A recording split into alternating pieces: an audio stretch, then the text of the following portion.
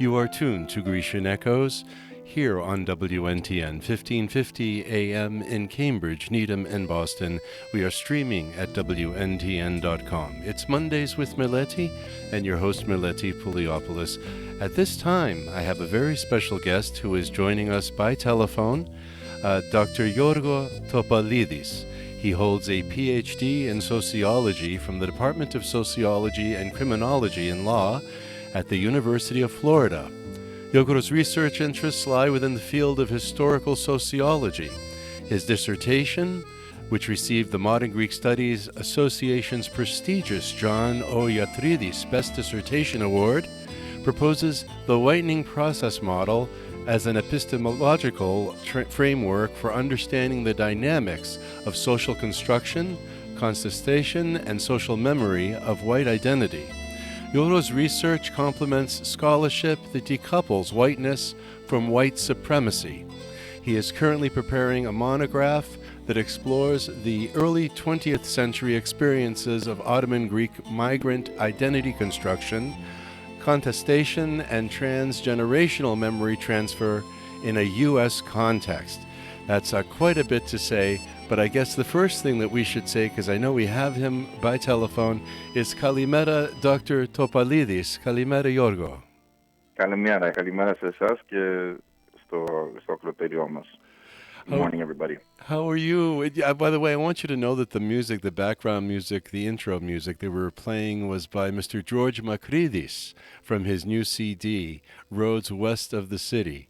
And I know that you had interviewed him as part of one of your projects.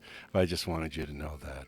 I have, thank you. Yes, George is a great friend, and the CD, I received a copy of it as soon as it came out. It's wonderful work done by George. Yeah, and it's so nice that you got to meet him, and that was many, many years ago, and that was part of the Ottoman Greeks of the United States Digital History Project.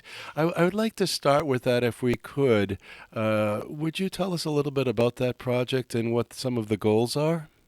Yes, absolutely. Well, George was actually the first interviewee of the project back in 2015, and the project was sort of a work in progress from my master's thesis days. I really did not know what to do with the information that I had collected as part of my master's thesis. I had studied migration from the Ottoman Empire to the United States at Southern Connecticut State University, and I had collected all this information from newspaper archives in the New York Public Library, and was sort of at a loss as what to do with it. And when I came upon the Samuel Proctor Oral History Program in the Center for Greek Studies at the University of Florida, and reached out to the director at the time, Kostas Kaparis, and the director of the Samuel Proctor Oral History Program, Paul Ortiz. They were both very excited about this work and fully supportive of it.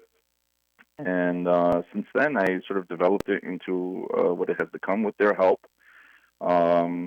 Now it is an ongoing project at the Samuel Proctor Oral History Program, and it seeks to document the experiences of the migrants, really, of Ottoman Greek migrants coming to the United States in the early 20th century, but through the recollections, the memories of their descendants.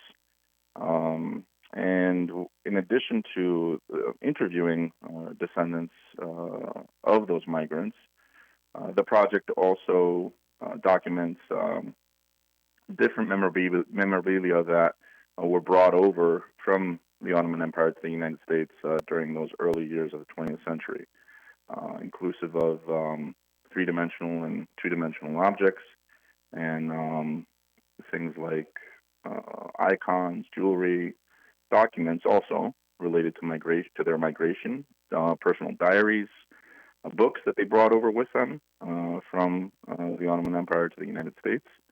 And in addition to that, photographs of themselves, their places of origin, sort of their early days in migrating to the U.S. Now, in addition to all of... I'm sorry. No, go ahead, please. Yeah, I was going to say that in addition to the archive, the Ottoman Greeks of the U.S. Digital History Project's archive, we also are developing a mapping project that is slowly collecting all of the migrant records from the Ellis Island online archive, and mapping the migration patterns of Ottoman Greek migrants to the United States. And that is an ongoing part of the project as well. The project itself is going to be ongoing, right? It has to That is be.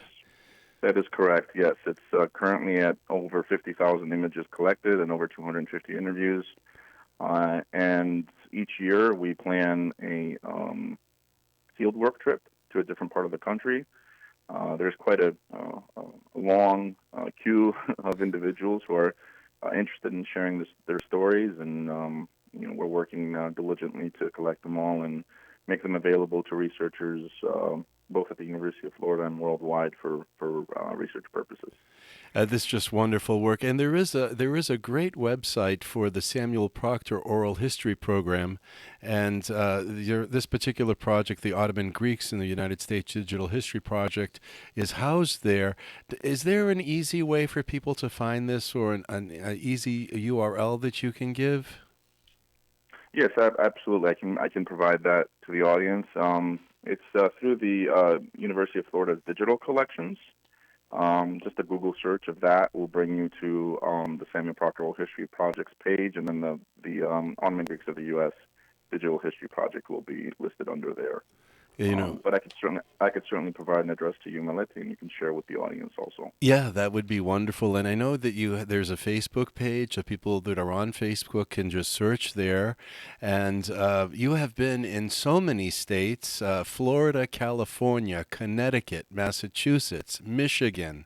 There was field work in Texas, New York, Oregon, Pennsylvania currently, Utah, Virginia, Washington. This is just phenomenal. How is your work funded, may I ask? Yeah, that's a great question. I've received the support of the Samuel Proctor Oral History Program in the past. The University of Florida has some funds available for graduate work as well.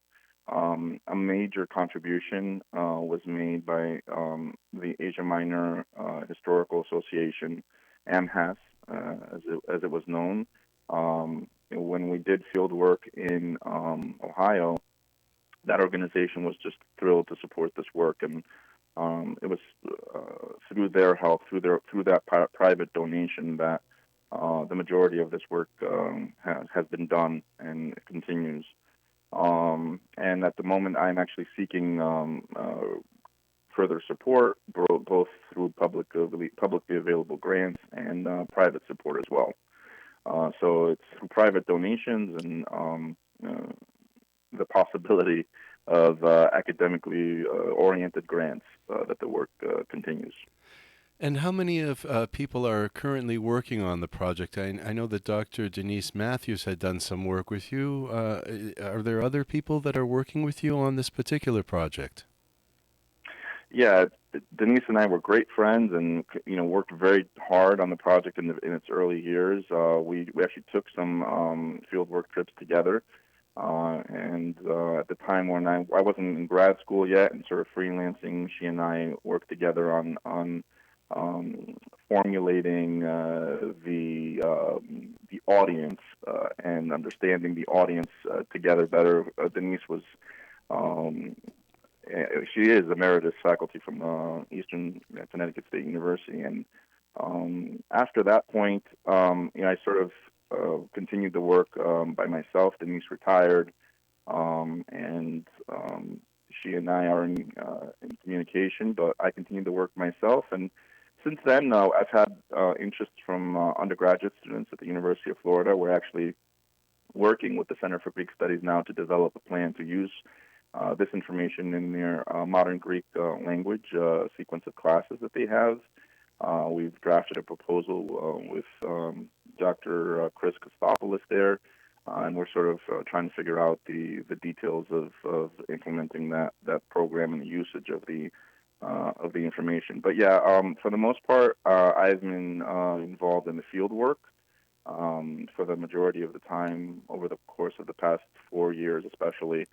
And this is a matter of funding, right? So my goal Yes. has always been to bring students with me to participate in these field work trips. And what I'm hoping to do is in the coming year, certainly in the coming years, to get more students, both here at Flagler College, where I'm currently a visiting lecturer, and at the University of Florida, and more involved into conducting these interviews. Which email should people use if they're able to make a donation to the project to keep it going? Should they be reaching out to the OGUS email or to you personally? Yeah, that's a great question. The that would be a good place to start. Yeah, the project's email, and all donations are sort of directed towards the Samuel Proctor Oral History Program because that is where the project is housed. So contacting that email address will put the individuals in contact with me, and then I can provide directions on how to contact the Samuel Proctor Oral History Program. Of course, again, through Google, there's a donation page in the Samuel Proctor Oral History Program that they can access and provide donations that way. In fact, every sort of holiday season, we kick off a fundraising drive at the Samuel Proctor Oral History Program. So that's coming via social media channels. We're going to be advertising the opportunities for donations that would aid this project. Okay, the email address is ogus0424 at gmail.com, and the website, for those of you that have your pencil or pen out, it's ogus.oral.history.ufl.edu, and we'll be giving that out again, and certainly we'll be posting it online together with this interview. It's later on in the day. You mentioned field work, Dr. Topalidis. It's a lot of the average listener probably doesn't know what we're talking about here. They're thinking you're out mowing the lawn. Can you describe? Would you describe what field work is? Yes, absolutely. Yeah. So uh, this is the process of visiting the community.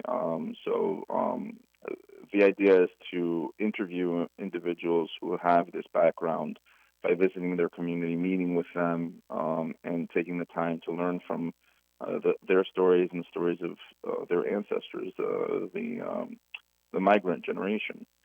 Through their recollections, we've learned so much and documented unique stories that, for the most part, have not been even used in scholarship. Some of these individuals' stories are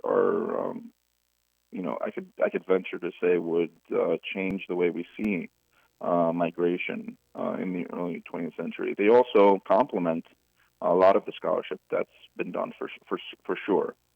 And But the process is to interview an individual, sort of get all that documented, and usually the interviews last somewhere between an hour and a half to 2 hours. They're all done by audio, and then we spend about 30 minutes usually documenting any memorabilia they have, and all of that is done digitally and it's done on site. So nothing is actually removed from the individual. Everyone signs a consent form, of course, so that the information can be utilized, but nothing is removed from them. We just sort of mutually agree through this consent form that it could be used for nonprofit purposes by the university and researchers. And then you take in, so you conduct the interviews face to face, and you will photograph or take images of whatever things they may be presenting, whether they're photographs or documents. But all of this needs to be processed and stored, and that's where the website comes in, and then the sort of work behind the scenes. And when we spoke, before this, we were talking about oral histories that are being done all over the country, but not a very disciplined way. And you teach a class in oral history, so I consider you to be a wonderful authority on the matter. Is Transcriptions? They're very important, aren't they? Yes, absolutely. This is, the source really of information that researchers can use to, write not only public-facing, news pieces and op-eds, but specifically, journal articles and books that are of academic quality. And transcription is the type of process that is meticulous and time-consuming, but so necessary in having the information available in written format. Yeah, it's part of the process. It's sort of in the middle of the process, right after the interview is conducted and documented. The next step is transcribing and getting all that audio on paper in a organized fashion so that it can be used for publication purposes. Thereafter, because of the way that the transcripts are constructed, it could be used for public programming too, such as podcasts or short or long documentary videos. Some of which the Ottoman Greeks of the U.S. Digital History Project has already participated in. So there's on our website a couple of examples of just what can be done with the interviews that have been collected and the images that have been collected.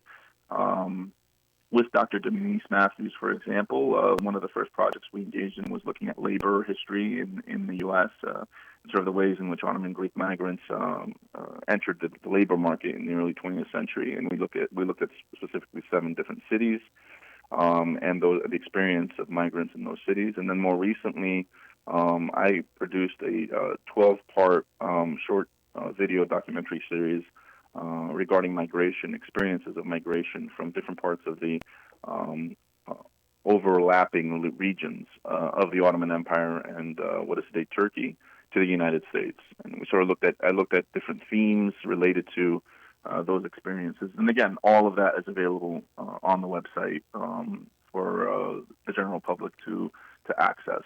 But yeah, like you said, transcription is just this critical component, sort of that sits right in the middle of interviewing individuals and then ultimately getting the material ready for public presentation. And without it, the process would be a lot more difficult to organize and deliver. So people our listening audience, I'm sure now is getting a deep appreciation for all of the work that you're doing, the depth of your work. But there's also once you have all this data, you need to analyze it and make something out of it, and complement that research, that field work with the research that, as you mentioned, that you had done in the libraries, from into newspapers and other sources, and then you're able to to write an article or be able to publish your discoveries. I like so much that you're opening up the information, making it available online, and also packaging some of it as you can in your own work and research. I think if there was a Wikipedia for the word busy, just the word busy, your picture should be there. You're doing so much. It's really phenomenal, and very, very pleased to have you here. If you're just listening, our guest this morning is Dr. Yiorgo Topalidis. He holds a PhD in sociology from the Department of Sociology and Criminology and Law at the University of Florida. He teaches, he does research, and he has some very cool projects. And we're so pleased to have him on the line. I was looking at your resume, which is also online, your CV, and marveled how you had started in biology. You have a BS in biology, an MS in microbiology, and then had moved into history of the humanities and sociology. How was that you made that transition? Is that a typical transition for scholars in your field? That's a great question. Yeah, it really isn't. It isn't typical. Uh, Really? if anything, if anything, the opposite is typical, right? Moving from the humanities or the social sciences into the natural sciences. But yeah, this project as it developed and my research as it developed has really just been a passion of mine. Um, I identify with the very group that I am studying. This is my background. My grandparents were Ottoman citizens of sort of Greek ethnicity from northeastern Turkey, what is known as Pondos. Oh. and in the Greek historiography. Yeah, and they were part of sort of the escape, not the exchange of population, but the period right before it, where they had to escape from northeastern Turkey, from Pondos to Greece. And that stories in my family just resonated with me as a child into my young adult years. And we every time a documentary would come on, on Ed, when we Yeah. had the Greek television, or on radio stations such as yours, Meleti. We would be in the family store and sort of discuss all of these events. And I never really thought or considered doing anything with it, but I always was so passionate about it. And I know that a lot of the people that I've spoken to and interviewed share that passion with me, and that's why I identify so strongly with it.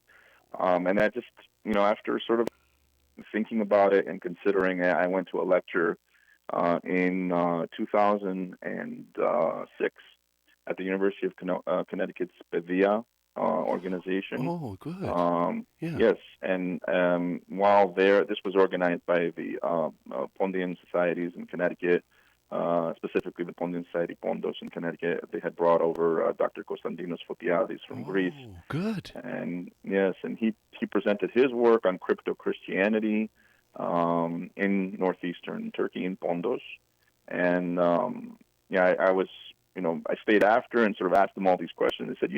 He said to me, you seem pretty passionate about it. He said maybe you should consider following a path and studying history and sort of see where it takes you. And he sort of planted the seed, and I started working on my second master's at Southern Connecticut State University. I did that part time, and then after I completed that work, I freelanced for a while, and ultimately found a home at the University of Florida's sociology department, and was able to develop the project into what it is today with the help of Dr. Ortiz, Miss Deborah Hendricks, who is there, Miss Tamara Jenkins. These are key figures in sort of the work that I've done. Without them, it would not be what it is today. So So together you proposed the project and had it accepted within the Samuel Proctor Oral History Program? that's correct. Yes. That's just wonderful. Tell me though, I missed where did you grow up? Yeah. So in Greece, actually, I was born in Athens and Oh, grew oh, up in nice. Athens. Yeah. I'm actually a first generation migrant to this country. We moved to Bridgeport, Connecticut when I was a kid, 10 years old, and we lived there for 23 years. And after 5 or 6 snowstorms the year before we decided to move to Florida, that was sort of the impetus for our decision. Was we've sort of had enough of the snow and the cold, and we made a decision to move south. But I also was sort of, like I said, freelancing and looking for a place to develop this project further. And um, it was difficult for a while in freelancing, but the University of Florida became its home. And if it wasn't for, like I said, the wonderful people at the Samuel Proctor Oral History Program, I should also mention Dr. Ganda Van Steen. She was the one that actually was instrumental in identifying my work and helping me migrate, no pun intended, to the University of Florida's Center for Greek Studies, and sort of guided me in the process of networking in the university. Yeah, all of those individuals were just so critical in helping me set all of this up, and I've lived in Florida since. So it's going to be 10 years now, coming up in just a couple of days. That myself and my spouse Eva Topalidis, and now our daughter Antonia, we all live here in Tampa. And you know, without Eva's support either, this would not have been possible. For her to just play such a strong, supportive role on and helping me just deal with the ins and outs and the daily, difficulties and challenges of academia and of persevering. Without her, none of this would have been possible. Oh, that's so nice to hear. And it's nice because you've done a lot of field work all over the country, and you have more field work ahead of you. So I'm sure there are times where you're gone for days, maybe weeks, from home, and doing what you need to do for your project. Now, tell me what I experience with immigrant studies, at least looking here in New England, that in different parts of New England we had different groups from Greece. There are different parts of Greece. I don't know if I'm saying that right. I just tripped over my tongue. Let me pick myself back up. I guess I'm wondering if the Ottoman Greeks, in Somerville, we know that a lot of people came from Alatzata and that area. If you went to, let's say, California, is there a different are the Greeks from a different part of that area of Asia Minor? Yeah, it's great. That's a great question. So, through my work, what I've been able to deduce is not only migration coming directly from the Ottoman Empire to different parts of the United States, such as the Alassatiani that you mentioned, or Alassatians, I guess would be the correct word for it in English, but in Somerville, and Mm. Somerville was one of these hubs for Alassatians. They're all coming over from uh, from the home country to Somerville, and sort of having those connections and kinship networks to know where to go and to know where to settle. So Somerville is a great example of just a mass migration, and 500 families plus moving from Alatsata to Massachusetts. But then we also have secondary migration where individuals would leave, let's say, Somerville and migrate to California or to other parts of the country and find themselves thereafter and establishing their families and in some cases establishing smaller communities that are reflective of sort of that initial, I guess you could call it a colony, right? I mean, we're talking about 500 families within a decade, 2 decades max, all arriving to the United States at the same time. So another example would be like Fort Worth, Texas, where individuals from Smyrna and other nearby cities, towns, villages migrated there. And in addition to Alatsatians, we could talk about individuals from, let's say, Marmara, the island of Marmara, and Yes. sort of the chain, the island chain rather of Marmara. So not only Marmara, not only the big island, as it's called, Marmara Island, but the smaller islands such as Kutali, and individuals moving to, for example, New York City, moving to Los Angeles, California, to Spokane, Washington, and Oregon, and establishing, like I said, using these kinship networks to sort of leave Marmara initially, and then move to New York and either settle in New York or then follow these kinship networks west to Los Angeles, California, to Washington and Oregon, Portland and Spokane, and establish themselves there as well. In the case of Marmara, I've been able to find Marmarini. I've been able to find, with the help of Dr. Jim Dimitriou and others, Oh, yes. a network of a kinship network that starts in Constantinople at the time, and specifically a network of organizations of Marmarinian organizations, Marmarini organizations, where individuals leave Constantinople, and that organization in Constantinople sort of directs people to New York City, to Los Angeles, to Portland and Really? Oh, Spokane, that's fascinating. and yeah, and sort of gives them the knowledge and the information needed for them to make that journey, and also to make the secondary migration journeys from, let's say, New York City westward. So you have both, right? You have Marmarini leaving the island and initially settling in New York and Los Angeles, Portland, Spokane. And then after that initial migration, as more individuals leave and leave Greece too, right? Because there's that secondary migration flow to Greece as well. For example, Neos Marmaras, right, in northern Greece, but other sort of refugee communities in Greece. leaving there and then being directed by these organizations on, what availability there is for jobs and what availability there is for settling in any of these regions of the United States, and people taking advantage of that information to settle. So that's another way that we see migration occurring. And I think it's important to mention to the audience that this isn't entirely unique, right? There are other migrant groups, Greeks as well. So Greeks from Greece proper, that sort of follow these patterns, but Italians, Jews, come to mind at the moment of sort of participating in the same types of kinship networks to aid migration to the United States from different parts of Eastern Europe, Western Europe, and Southern Europe. What sort of challenges did the Ottoman Greeks face? Were there challenges by way of housing and just social challenges? What were some of the challenges of the early immigrant community?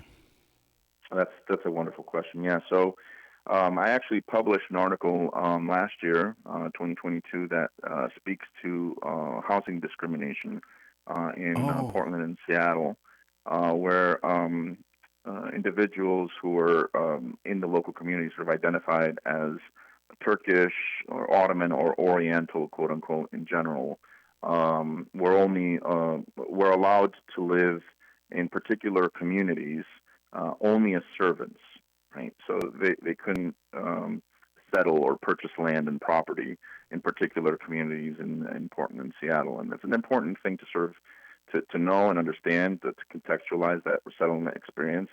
It's also important to say that it wasn't anywhere near the same level of discrimination that Latinos and African Americans faced in the same sort of region of the country and in other parts of the country as well. But I think it's also important to state that it did exist, right? And even though it existed at a much lesser degree, it's still important to understand and know, because it's a part of the settlement process. And it's really part of our history, right? It's part of the history of the Greek diaspora, of Ottoman Greeks in the United States as a diaspora.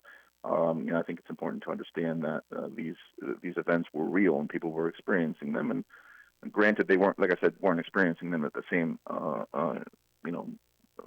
level as African Americans and Latinos, but that discrimination was real nonetheless for them. In addition to housing, we prejudice, right?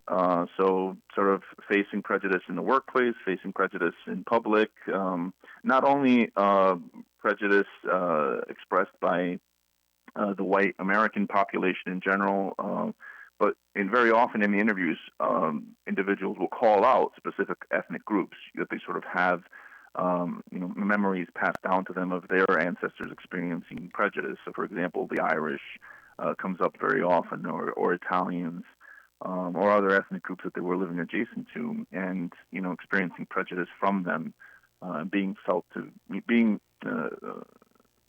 creating an aura and being categorized as inferior to them is a very common narrative that emerges from the interviews.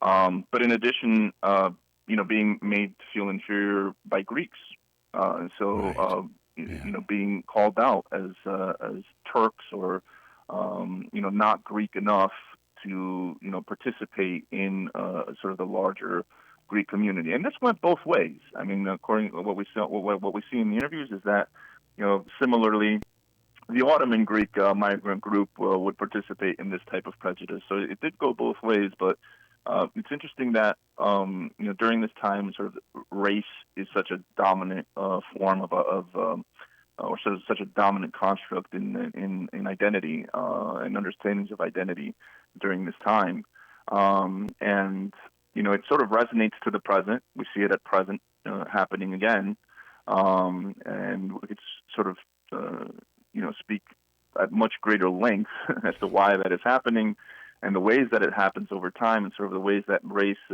emerges and submerges over time as an important identity construct, and how it impacts people, how it impacts people's lives, how it impacts their challenges they face in acquiring jobs or being able to buy a house or send their kids to school, and all of these things emerge in the interviews as part of that settlement process, and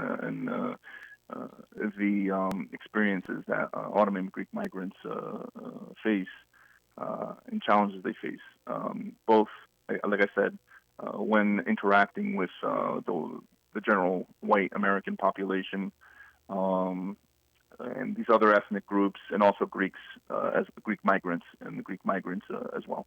Yeah, we've come a long way, but I think we still have some distance to go, because as you say, some of these challenges still exist today, and certainly with other ethnic groups.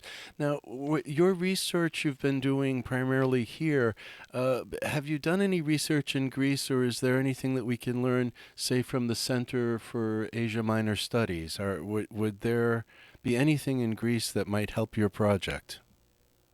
Yeah, that's a great question. Yeah, absolutely. This is some we actually worked on a proposal last year that incorporated a collaboration between the Salmon Proctoral History Program, the project, and also the Center for Asia Minor Studies in Athens, and Great. the University of Macedonia, in trying to create a similar project in northern Greece that would try to document in a similar way as we're doing here, document the experiences of settlement in Greece. Some of this work has already been done in the early 20th century.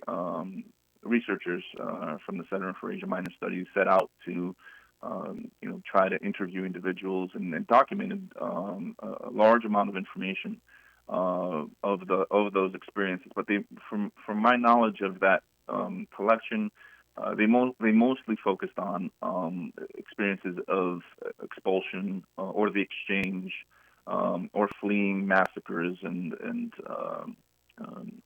the destruction of those communities, which some scholars, I'd like to point out, position as a genocide. So in addition to sort of the Armenian genocide, this idea of all of these massacres and all of this destruction being positioned as a genocide of the Rum community, or the Greek Orthodox community in what is today Turkey, what was then the Ottoman Empire. So there are resources available for sure. If researchers aren't interested in sort of that expulsion experiences of expulsion, experiences of transfer, that's definitely at the Center for Asia Minor Studies.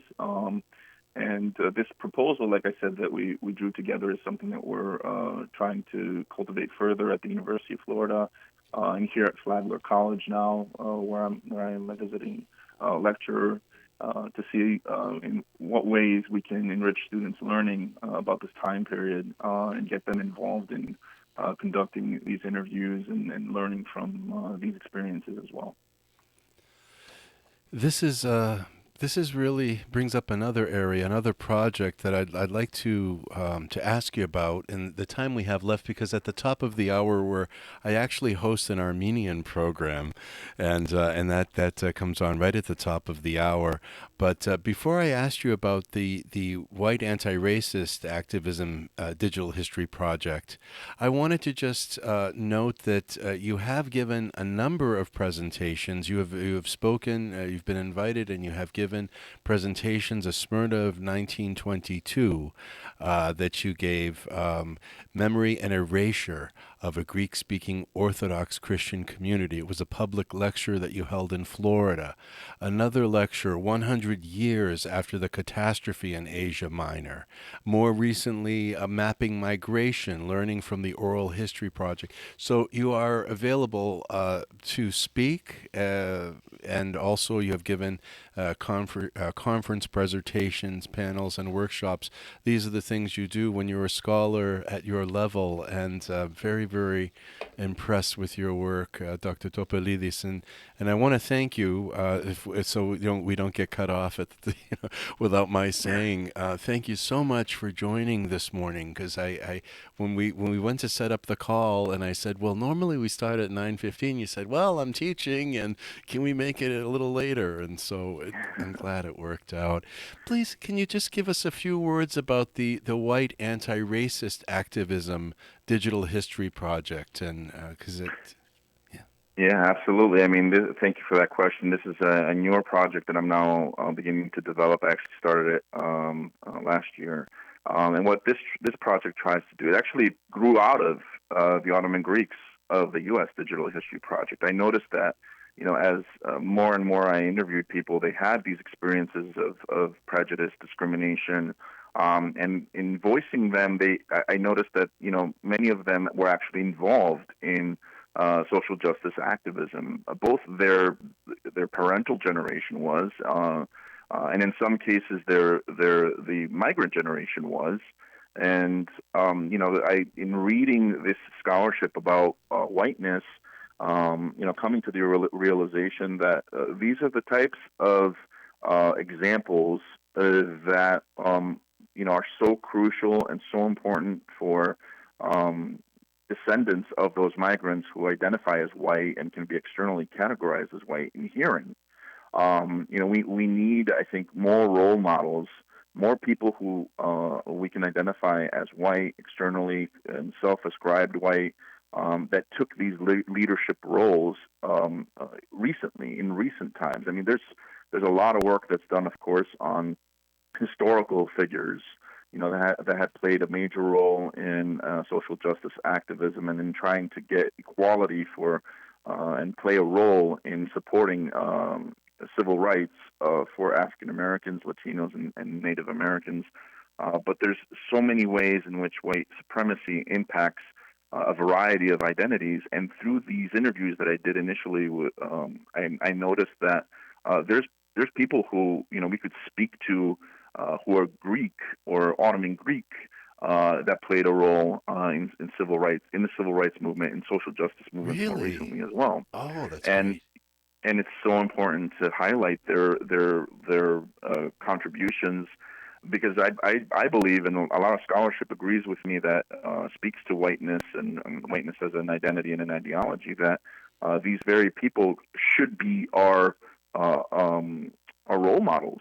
We think of individuals uh, in these interviews that emerged that partook in the a role in the labor movement, for example, and played a major role in the civil rights movement, and more recently, their descendants participated in the gay rights movement, Black Lives Matter, hashtag Black Lives Matter, and the goal of this project is to emphasize and highlight the stories of these individuals since the 1980s to the present that have played a role as externally categorizable white people in social justice movements. It is the goal of this project to highlight their experiences and to bring them to light for the next generation.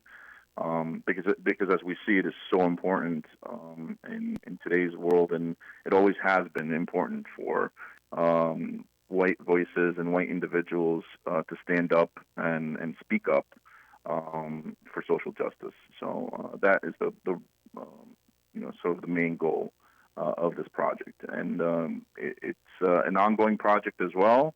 Again, at the Samuel Proctor Oral History Program is where it is established, and we hope to continue work there.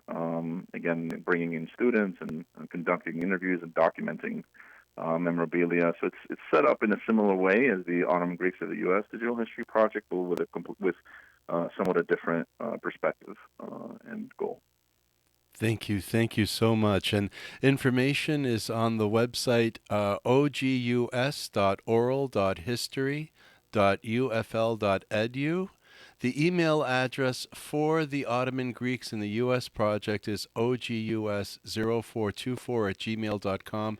And please visit the website. If you're on Facebook, please connect with Dr. Topalidis' projects.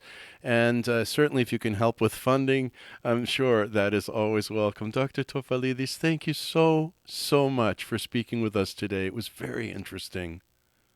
Thank you, Meleti. Thank you for inviting me, and I'd like to thank your audience for this time and space that we shared this morning. Thank you so much. Thank you.